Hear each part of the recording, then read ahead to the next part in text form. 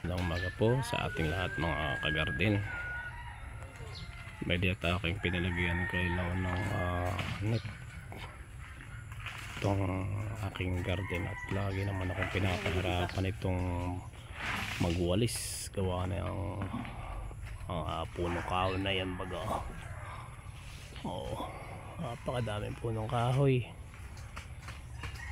Ay kung maglaglag naman ang dahon sa umaga ay gulpi. Kaya aking pinalagyan ng kuwan, pinalagyan ko baga ng net para hindi na ako nahirapang magwalis.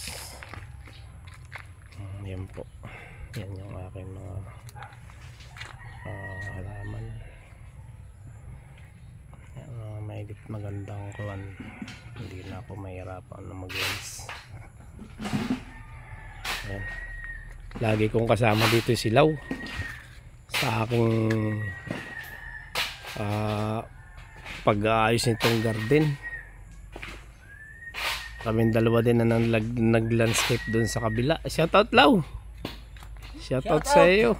Shoutout daw, sabi ni Law. Shoutout sa mga mahilig maghalaman. Ayan. Sa mga plantito-plantita dyan, shoutout sa inyo. Shoutout daw po sa inyo, sabi ni Law. Yan ay kabady-body ko paggagawa dito ng mga kuwan, ng mga halaman. Ayan. Magandang panahon ngayon. Wow. Napakaganda ng ulap.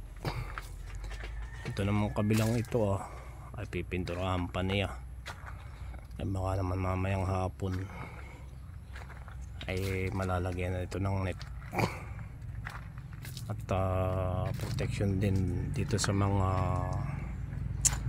halaman, sa mga garden. Gawa ng yung aking garden dun sa harap ay parang baka naman nalalaglag ang baga ng dahon ng Domingo. Ay di kati parang ang tawag dito acid, di ko lang kung acid o ano, kaya siguro naapektuhan din yung mga garden.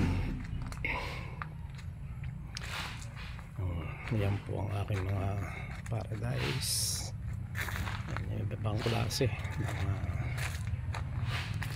halaman. Napaka-okay maglilinis pat napakadumi naman.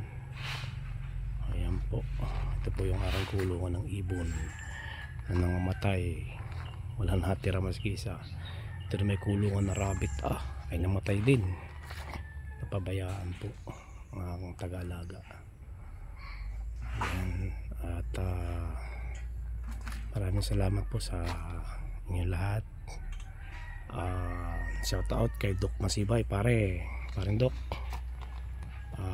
shout out sa iyo. Keep up the good words, sana lagi kang healthy. At sa lahat ng nanonood po ng vlog kong ito, maraming salamat sa inyong patuloy na panonood. Pa-like and share lang po sa aking maliit na channel Gardenenan. Maraming pong salamat. God bless po. Ingat po tayo laging lahat sa araw-araw natin buhay. Thank you po.